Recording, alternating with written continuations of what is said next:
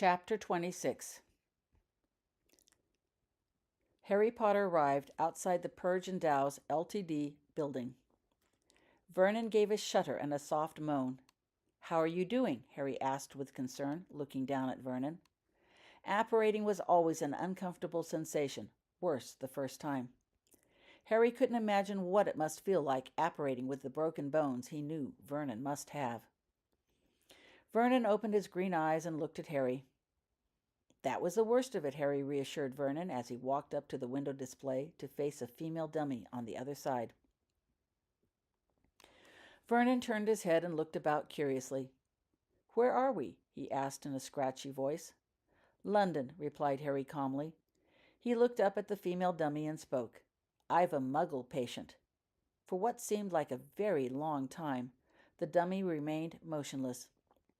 Then the dummy face nodded and beckoned with her jointed finger. "Just one more thing to do," Harry told Vernon. Vernon looked up curiously at Harry, waiting for Harry to continue, and Harry stepped through the glass. Instead of the usual reception area, Harry was relieved to find that he was in a very sedate, very ordinary-looking Muggle ward of St. Muggles.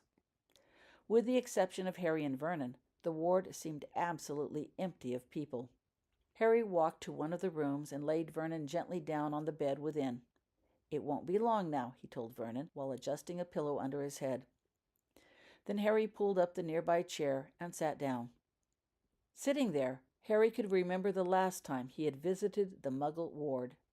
That time he had sat next to a cousin he had never before known existed. So many things had happened since then. "You really die?" asked Vernon suddenly, his voice rough and scratchy. "What?" said Harry, startled out of his own thoughts. "Holly said you died," explained Vernon. "So, did you?" "Why, yes," replied Harry thoughtfully. "I suppose I did, especially if that's what Holly said. But I'm afraid I don't really remember it." Harry's voice died as he tried to imagine a world in which he had died. The thought was too distressing. It meant all those he loved would have probably died too. "There you are." Harry looked up and saw a short, dark-skinned man walk into the room carrying what appeared to be a traditional physician's black medical bag. Healer Winonan. Healer Winonan had short white curly hair, bushy white eyebrows, and a white beard. He had removed his usual lime green robe with an embroidered emblem of a crossed wand and bone, and was wearing a blue and red plaid shirt, bright turquoise and magenta striped pants with flowered fuchsia-colored suspenders, orange polka-dotted red socks, and lime green shoes. "They said someone was waiting for me here," he said to Harry, who had stood up to greet him. "Would that be you?" No," replied Harry, wondering at the question. Winonan surely knew which person was the patient. "Oh, then it must be you," he said, turning to Vernon. "Hello there," he said pleasantly, with a smile. "I am Dr. Winonan. What is your name?" "Vernon," replied Vernon in his scratchy voice. "Vernon, eh? That's a nice name. Are you sick?" Vernon shook his head. Winonan smiled reassuringly. "That's good," he said, "because you don't look sick to me at all. However," he sighed, "as long as I am here, I suppose I should check you out." He set his bag on the ground next to Harry's chair. Then he bent over and peered closely into Vernon's green eyes. He said thoughtfully. "They look fine to me," he observed. "What do you think?" he asked Harry. "Fine, I guess," replied Harry, not knowing quite how to respond. "That's good enough for me," said Winonan with satisfaction. "Those eyes look familiar somehow," he mused as he reached out and touched Vernon's cheek gently, pressing his finger in firmly and watching the indentation he made spring back to place. "Are you by any chance related to a young girl with green eyes I just treated a few minutes ago?" Vernon nodded anxiously. "She's my sister," he replied in that scratchy voice. "I expect you're a bit worried about her. Are you?" Vernon nodded again. "Well, no need," Winonan assured Vernon. "She's going to be fine, just like you." Harry gave an involuntary sigh of relief. He had been rather worried, despite their assurances to Laurel and Dylan. Holly had been so pale and still when they had pulled her out of the tree. "What happened to your shoes?" Winonan asked next, as his eyes surveyed Vernon's body. Lost them, replied Vernon succinctly, not explaining further.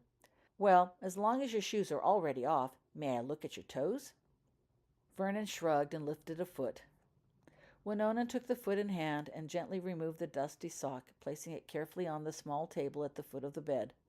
Can you move your toes? Asked Winona curiously. Vernon wiggled his toes obligingly. Winona then bent over and carefully counted each toe, touching it as he counted. Yes, Winona concluded in a cheerful voice when he had finished. They're all there. They look a little purple, though, Winona calmly added as he bent down and opened his medical bag. Have you been sitting a while? Vernon's whole body tensed up at the question. How long? Winona inquired curiously, taking Vernon's silence for confirmation. A while, replied Vernon vaguely, clearly not wanting to talk about it further. Oh, replied Winona casually, not pushing for more specifics. Just curious, he added, turning his attention to his bag. Harry could see Winona's wand plainly within the opened black bag. It rested in a narrow compartment on the inside rim of the bag. Beyond that, the interior of the bag looked like a black, empty hole, much like the one they had just pulled Holly and Vernon from. Winona's hand passed over the wand, reaching further into the bag. He rummaged around a bit before drawing out a shiny item that looked like an oversized stethoscope. Placing one end in his ear, Winona put the round, flat part directly on Vernon's stomach and listened intently. He said after a moment. No heartbeat. You sure you're alive? Vernon relaxed a bit. Yeah, he replied in a scratchy voice. Winona placed the stethoscope on Vernon's neck and listened intently. Still no heart, he told Vernon with a disappointed look. Vernon smiled. Next, Winona placed the stethoscope on Vernon's arm and then on the top of Vernon's head. Finally, Winona placed the stethoscope on Vernon's chest over his heart. Aha, announced Winona happily. Found it. And he listened to Vernon's heart intently for a while. Yes, he concluded while straightening, your heart is definitely there. That's a big relief. Vernon grinned. Now, I suppose I should listen to you breathe, said Winona. He put the stethoscope over, but not touching Vernon's mouth. Take a deep breath, he told Vernon. Vernon's eyes twinkled merrily as he obligingly opened his mouth and breathed in. The effort made Vernon wince visibly. Oops, sorry, apologized Healer Winona, quickly removing his stethoscope and looking at it in confusion. Did that hurt? Vernon nodded. Where? Vernon pointed to a spot on his side. Does it hurt someplace else? Winona asked, touching the tender spot gently. Vernon nodded, pointing to a spot nearby and then to two on his other side. That's too bad, said Winona sympathetically. We'll have to do something about that. Winona put the stethoscope in his pocket, bent down, and reached into his medical bag. He pulled out a small, clear, empty bottle with a cork in the top. Could you hold this for me? He asked, handing it to Vernon. Winona looked closely at Vernon's hand as the boy's fingers closed around the bottle. Then Winona bent back down to his bag. After rummaging around a bit, he brought up a pink bottle. Nope, he said, looking at it. Wrong color. Winona returned the bottle to the bag and brought out a blue one. That's better, he said, uncorking the bottle. Could you uncork that for me? He asked. Vernon nodded. Winona watched intently as Vernon's fingers gripped the cork. His hand twisted and then gave a tug, pulling the cork off. Thank you, said Winona, collecting the opened bottle and the cork. Grasping the clear bottle with one hand, Winona poured some of the contents of the blue bottle into it. Winona returned the clear bottle to Vernon while he recorked the blue bottle and returned it to his bag. Vernon examined the contents of the clear bottle curiously. The liquid was a transparent light blue with a syrupy-looking consistency. Next, Winona brought out a smaller bottle with red stuff inside. This one is for that scratchy throat of yours, he told Vernon conversationally while he uncorked the bottle. You look like a smart lad, began Winona. I have a question for you, he said to Vernon. Vernon looked up at Healer Winona. What happens when you mix blue with red? Purple, replied Vernon after a moment of thought. Exactly, said Winona, and he took the bottle from Vernon's hand and poured some of the red potion into it. He carefully corked the clear bottle and handed it back to Vernon, pausing a moment to look closely at Vernon's fingertips before releasing the bottle to Vernon. Give it a shake, he instructed. Vernon shook the bottle, and immediately the contents turned a deep purple. Vernon smiled in satisfaction. Keep shaking while I fetch one more thing, instructed Winonan as he again dug into his medical bag. Vernon obediently continued to shake. As he shook, the contents started to pale, turning to a light lavender color. Vernon stared at the potion in amazement. Winonan brought out a brown bottle. "Oh my," he said with mock surprise, looking at the lavender-colored potion in the bottle. "That's too pale. Let's darken it up a bit." Winonan uncorked the brown bottle he held and handed it and the cork to Harry to hold. Then he took the clear bottle from Vernon and uncorked it. Retrieving the brown bottle, Winonan poured some of the contents into the lavender mix. The potion in the brown bottle had a shiny yellow color. "What color do you think it will be now?" Winonan asked Vernon while he recorked the clear bottle. Vernon shook his head, clearly not knowing what to expect. "Why don't you give it a shake?" Winonan suggested while he recorked the brown bottle. While Vernon shook the clear bottle, Winonan returned the brown bottle to his bag. The potion turned a maroon color. Winonan straightened while holding a medium-sized spoon in his hand and watched until Vernon quit shaking the bottle. He said, studying the potion in the bottle. "Not the prettiest of colors," he concluded, "but it's what it does, not how it looks, that is important. May I?" he asked, and Vernon returned the bottle. Winonan uncorked it and held the opening up to his nose. "Smells about right, though," he decided out loud. "One swallow should do," he told Vernon, as he poured some maroon potion into the spoon. "Think you can manage that?" Vernon eyed the stuff in the spoon apprehensively. He looked at Harry questioningly. Harry smiled reassuringly. Vernon looked back at Winonan and then nodded hesitantly. "I wonder what maroon tastes like," said Winonan speculatively, while he held the filled spoon expectantly in front of Vernon's lips. Vernon closed his eyes, took a deep breath, and opened his mouth. Winonan placed the spoon and its contents firmly in the opened mouth, dripping the stuff down Vernon's throat. Vernon's eyes bulged as he choked and swallowed. Suddenly, his eyes popped open. "Peppermint!" Vernon sputtered with surprise, grabbing the spoon from Winonan and licking the surface clean. "Can I have more?" Vernon's voice was no longer rough and scratchy. It sounded normal again. "Well," hesitated Winonan, "I suppose one more spoonful wouldn't hurt." Winonan filled the spoon again and gave it to Vernon. Vernon swallowed quickly and then returned the spoon with a smile. "Are you thirsty?" asked Winonan while he recorked the bottle. "Yes, sir," replied Vernon in a firm voice. Winonan returned the bottle and spoon to the bag. Harry saw a satisfied smile on Winonan's face, leading him to suspect the intended dose had been 2 spoonfuls all along. "Well, then, we'll have to get you something to drink," replied Winonan, picking up his wand. Harry saw a brief flash of light before Winonan tucked his wand carefully in his sleeve. Then he brought out an opened liter-sized bottle filled with water, which had a long, green, spiraling straw sticking out of it. "Water's the best thing when you're feeling thirsty," Winonan told Vernon. "You may drink as much as you like," he said, handing the bottle to Vernon. "Thank you," said Vernon, cradling the bottle in his hands. He placed his lips to the straw, closed his eyes, and started sucking happily. "If you don't mind," Winonan added, "I'll just step outside to have a word or two with Mr. Potter while you're drinking." Vernon nodded while he continued to drink contentedly. Harry Potter followed Healer Winonan. They stopped just outside the door to Vernon's room. Winonan brought out his wand. "Muffliato," he said, while waving the wand, ensuring they could not be overheard. "Thank you for all your help," began Harry, glad Winonan had been available when they arrived. Healer Winonan tilted his head in acknowledgement. "Mr. Weasley gave me to understand that the children were trapped in a cursed room for about 2 hours," began Healer Winonan in a low voice. "Is that correct?" Harry blinked in surprise at the question. Yes, I guess," he replied, thinking of what Laurel had said and counting back the time. "Why?" "Because that's not what the evidence suggests." "What do you mean?" "Well, besides the broken bones and bruises, Holly's body showed signs of serious exhaustion." "Oh? And the boy," began Winonan. "You heard his voice.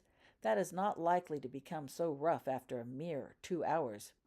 In addition, Vernon is extremely dehydrated. His extremities show signs of severe blood deprivation, loss of circulation, and there are no solids in his stomach. All of that would take considerable time to develop, at least 24 hours, if not longer, for the stomach. So I'll ask again.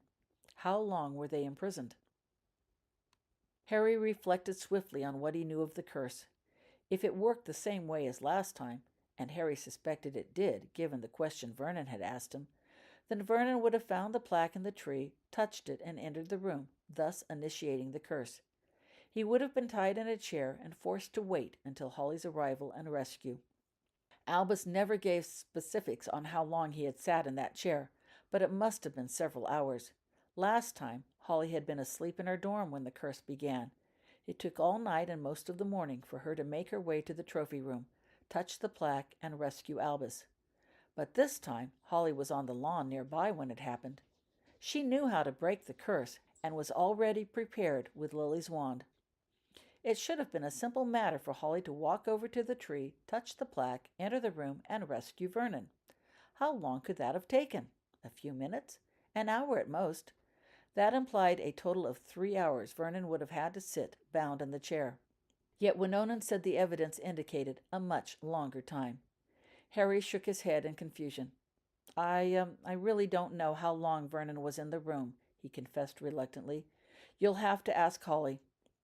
Very well, said Winona disappointedly. We'll do that when she wakens.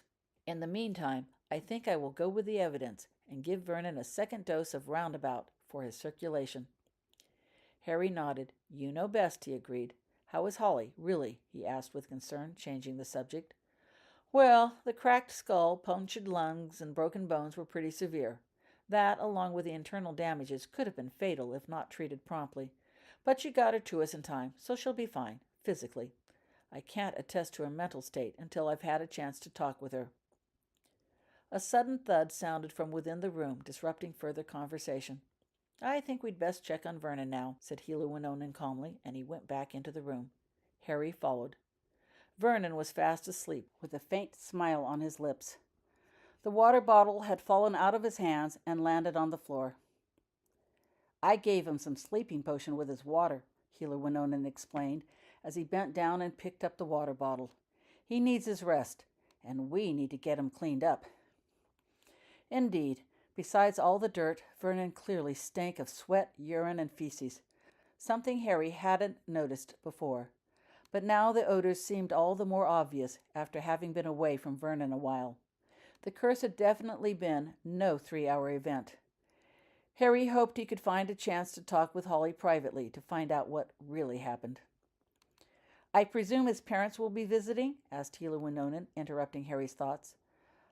Yes, replied Harry, thinking quickly. He wasn't too sure about Dudley, but was positive nothing would keep Laurel away. Then I'll see that Holly gets moved next to Vernon and place the Muggle ward in quarantine to ensure they won't be disturbed. Thank you. I need to finish up here, said Heliwinonen, reaching again into his physician's bag. Why don't you check with the front desk to make sure they are prepared for Muggle visitors? I'll do that, said Harry. Thank you again. And Harry headed over to the front desk. Laurel Wycliffe knew she'd never forget that ride from Little Weaning to London. Dillon drove like a man possessed, never saying a word, all the while still clutching Holly's bracelet. Laurel tried talking to Dillon as they drove, but he never answered. He just kept on pushing his foot down on the accelerator. She wasn't sure why they never crashed or were stopped for speeding, but somehow they weren't. They made it to London in record time. That's when Dillon finally slowed down long enough for Laurel to give directions. She had pulled out their map of London and located the street mentioned on Hermione's address. When they reached the correct street, Laurel was certain Hermione had played a cruel joke on them. The whole neighborhood was desolate and abandoned. It looked like an old warehouse district in dire need of renovations. Laurel had no idea such places even existed within London. Only a few people roamed the sidewalks, and they looked like homeless vagrants. Laurel was about to tell Dillon to give it up and return to their home, where she could dig out the book Harry had given her and find out exactly where they had whisked their children to, when she realized one of the vagrants leaning against an abandoned storefront window, her face partially hidden by the newspaper in hand, looked familiar. Hermione. Over there, Laurel said excitedly to Dillon, pointing to Hermione. Dillon pulled his auto to the curb, stopping it right next to a no parking sign. Laurel rolled down her window as Hermione put away the newspaper she was reading and moved up to the auto. She no longer wore that imposing black robe, but looked rather ordinary in faded blue jeans and a t-shirt. "Place this on your dash," Hermione told them, handing Laurel a piece of official-looking paper. "Turn right on the next block and park your auto on the curb. I'll meet you there." Without waiting for a response, Hermione started walking down the sidewalk towards the block where she had directed them to park. While Dylan moved the auto around the block, Laurel looked down at the paper in her hand. It read, "Parking permit." The side street looked just as abandoned as the first street. Dylan parked, and Laurel put the paper on the dash before getting out. She saw Hermione moving swiftly towards them. They had left Little Winging before her. How had Hermione gotten there first? How had any of them, for that matter, if this was where they truly were? But Laurel didn't stop to puzzle it out. She only wanted to see her children again. "In here," said Hermione, drawing their attention to two solid metal doors with a thick rusty chain and heavy padlock attached. "Who padlocks a hospital?" thought Laurel, as she watched Hermione draw out a huge old-fashioned key and unlock the padlock. The chain fell and swung down, striking the door with a loud clank. Hermione grabbed the door handle and gave a hefty tug. Creaking and groaning every millimeter of the way, the door was slowly forced open. Hermione turned as she pulled. "Come on," she said to Laurel and Dylan when there was enough space to fit through. Hermione stepped back, inviting them inside. The entry looked rather dark and forbidding, especially compared to the brilliance of the sunlit day. Laurel took a deep step forward and then, sensing rather than seeing Dylan's hesitation, she turned and grabbed Dylan firmly by the arm and pulled him inside with her. Despite whatever fears he had, Laurel knew Dylan would never forgive himself if he didn't come with her now to see his children. Hermione stepped in behind them, and Laurel heard the door slam shut with an ominous bang. "Follow me," said Hermione calmly as she moved to the front, leading the way. "Your children are in the last room down the hall," she explained. "You can see them now," she continued. "They're fine," she added, "but they're asleep, and you mustn't wake them. They need their rest." Once her eyes adjusted to the light, Laurel saw she was in a hallway, a rather plain and unremarkable hallway, with closed doors on either side. It looked much like any other hospital corridor Laurel had ever seen, except it was quiet, deathly quiet. Where is everyone?" ventured Laurel. The only sound she could hear was that of their own footsteps and the echo they made. What kind of a hospital had no people? Doctor placed this area off limits," replied Hermione as they walked, "so you wouldn't be disturbed." "Oh," said Laurel. "That was nice of him," she added, though in truth she felt rather creeped out by the absence of other people. Further, when she looked down to the end of the corridor, Laurel could see no other access in or out other than the one she and Dylan had used from the outside. They passed 4 doors on either side without stopping. Then Hermione reached out, opened a door on the end, the 5th door on the left side. "In here," she told them. She held the door open and stood back so they could enter. Inside was a small room with 2 regular-looking hospital beds. Laurel recognized Holly in one of them and Vernon in the other. There was a small table between them with a pitcher and a couple of empty tumblers turned upside down. Jenny Potter was sitting in a chair against the wall opposite the beds, obviously watching the children. She stood up hastily at their arrival. "Don't disturb them," she whispered. Dylan and Laurel hurried past Jenny to look at their children. Vernon lay peacefully on the bed with the covers drawn up. His handsome face was no longer streaked with mud and dirt. Vernon's eyes were closed, and he had a slight smile on his lips. Holly's face was no longer covered with dirt and blood either. It was still pale, but there was more color to it, and she seemed to be breathing easily. Her long blonde hair was brushed back neatly, and that horrible gash on her head seemed to have healed completely. Sasha was a furry gray line sprawled lengthwise on Holly's chest. Her nose nuzzled under Holly's chin. Her front paws rested possessively on either side of Holly's neck. Sasha didn't even look up at their arrival. She was purring loudly, a picture of total contentment. Holly's hands poked out from beneath the covers and lay gently on Sasha's shoulders and back. Her fingers intertwined in Sasha's fur. Both children looked infinitely better than the last time Laurel had seen them. No longer frantically worried about her children, Laurel's mind felt free to think of other things. Jenny stood quietly to one side. She was still pale, but no longer dusty. Her red hair was neatly tied back with a scarf Laurel hadn't seen before. "Thank you for sitting with them," Laurel told her. It would have been bad for the children to wake up in unfamiliar surroundings with strangers all around. Jenny wasn't someone she knew well, but at least it would have been a familiar face, one Holly knew, and one Vernon had once seen before. Jenny smiled faintly. "They should be asleep for some time," she told them, "but I didn't think they should be alone." "I'm glad you were here," replied Laurel honestly. "Thank you for everything," she added, suddenly remembering it was Jenny who had gone in and gotten the children out of the tree. Jenny nodded her head. "Where's Harry?" asked Laurel, looking about for the first time. Hermione was nowhere to be seen. She probably had never entered the room in the first place. But what had happened to Harry? He should have arrived with Vernon. "Harry said he had to get something," replied Jenny. "I expect he'll be back soon. If you'd like," she added, "I'll go fetch a second chair so you can both sit with your children." "That's very thoughtful of you," said Laurel. Jenny smiled and left the room. The door shut silently behind her, leaving Laurel and Dylan alone with their children. Laurel turned hesitantly towards Dylan. She began tentatively. "You want the chair?" Laurel hadn't really talked to Dylan since she had called the Smiths. And now that the crisis seemed to have ended, Laurel didn't know quite what to say. Dylan stared at her blankly and didn't reply.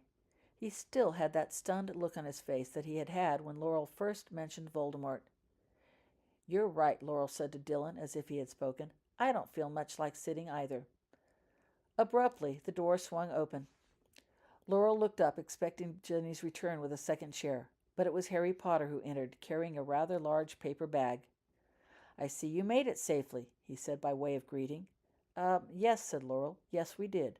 Where have you been?" "Dinner," said Harry mildly, holding up the paper bag. Laurel could see a fast food logo emblazoned on its side. "I thought you might be hungry." "Thanks," said Laurel, accepting the bag Harry had in his hand. "That was very thoughtful of you." Now that he mentioned it, Laurel felt extremely hungry, having missed lunch altogether. Harry looked over at the children. The doctor says that they probably won't wake until morning," he began, looking over at the children. "I know you'll want to stick around," he added, while pulling out a piece of paper from his pocket, "so I've taken the liberty of making a list of places nearby where you can spend the night, or you can stay here if you wish." Harry handed the paper to Laurel. Laurel looked at the list that was complete with names, addresses, and contact numbers. "Also," continued Harry, handing a second piece of paper to Laurel, "here's a list of nearby restaurants and such, if you don't like the hospital fare." "Thank you," said Laurel, glancing briefly at the second list. "That was thoughtful of you." She looked at Dylan, who hadn't moved much since Harry's arrival. "I think we'll be staying here for the night," she told Harry decisively. "I don't want to leave the kids alone," she added, explaining. Privately, Laurel didn't think she could get Dylan back in here if they left. "Of course," agreed Harry. "I'll let them know. There aren't any other patients right now, so you can use the empty beds in the other rooms. I can help you bring them into here if you'd like." Laurel looked at Dylan for some kind of response, but got none.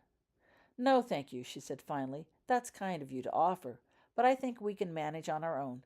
Perhaps," she added hesitantly, while looking worriedly at Dylan, "it might be better if you left altogether." Laurel knew how Dylan felt about his cousin and their lot, as he referred to them. The hospital room looked pretty ordinary. Maybe Dylan would snap out of his funk when there weren't any visible reminders of weirdness. "Yes, of course," replied Harry, following her glance. "You need your privacy." The door swung open and Jenny entered with a second chair. She saw Harry and froze mid-step, recognizing there was some sort of conversation taking place. "Can I do anything to help you get settled in for the night?" Harry inquired. "That won't be necessary," replied Laurel. "We've everything we need in our bags in the car." "I can help you fetch things right now if you'd like," volunteered Jenny, while setting down the chair. Laurel hesitated and looked again at Dylan. His expression hadn't changed and didn't help her know what to do. Laurel's first impulse was to say no, just in general principles. She knew they could manage on their own. But she didn't think she could count on Dylan for help with the bags tonight, and the thought of venturing out onto that seedy street and dragging things in on her own was rather unpleasant. The alternative was to do without, which seemed rather stupid. Yes, thank you, she finally said. Let me help too, Harry said hastily. Dylan, you can stay here with the children, he added. We'll be back in a moment. And Laurel found herself following Harry and Ginny back down the hall. The loo's over there, said Harry, pointing to one of the other doors as they walked. And I believe there should be some extra toiletries in the cupboard there, should you need them. The door to the outside swung open easily when Harry gave it a tug. Hadn't it opened the other way before? Thought Laurel as they stepped outside. Laurel shielded her eyes and blinked several times, adjusting to the daylight, while she moved to her car. Harry and Ginny followed. Laurel stopped at the back, and she dug her spare keys out of her purse. In a few minutes, she had opened the trunk. Harry reached quickly in, grabbed 2 bags, and pulled them out of the trunk. Without a word, Ginny grabbed the other 2. Oh, no, exclaimed Laurel. We won't need everything. You never know, replied Harry mildly, while refusing to return a bag. Need anything else from inside the car? He asked. No, that should be everything, said Laurel as she closed the trunk. She already had her purse. Then Ginny handed Laurel a bag, and they returned to the door. It was again fastened securely shut with a heavy padlock and chain. Harry set one of the bags on the ground and used his free hand to produce a heavy key. He unlocked the padlock, and the chain swung free with a loud clank. Returning the key to his pocket, Harry pulled the door open, standing aside to let Ginny and Laurel in first. Hermione had definitely pulled it open too, thought Laurel, observing the hinges set plainly on the outside while she went through the entrance. Laurel waited until Harry closed the door and looked again. The hinges were set to open the door the other way. Harry had definitely pulled the door open to go out, and then pulled it open again to go in. However did they do that? The long hall didn't seem nearly as long now that she knew where she was headed. Ginny reached the door first. She opened it and stood aside to let Laurel in. Laurel entered the room and was relieved to note Dylan had taken a chair, moved it, and now sat between Holly and Vernon. The bracelet dangled from one hand. The other had pulled Vernon's hand out from under the covers and held it firmly. Dylan looked up as they arrived, and then turned his gaze to the bracelet in his hand, turning it over and looking at the charms one by one. There's a buzzer on the table you can ring if you need anything, Harry told Laurel as he set her bags down. In the meantime, I'll see that no one bothers you. Come on, Ginny, he told her as she quietly set down her bag next to the other ones. Let's go now. We'll be back in the morning to check on things. Thank you, said Laurel. Thank you for everything. Harry nodded and turned to leave. Bye, said Ginny brightly, and she followed Harry out of the room. The door swung silently shut behind them.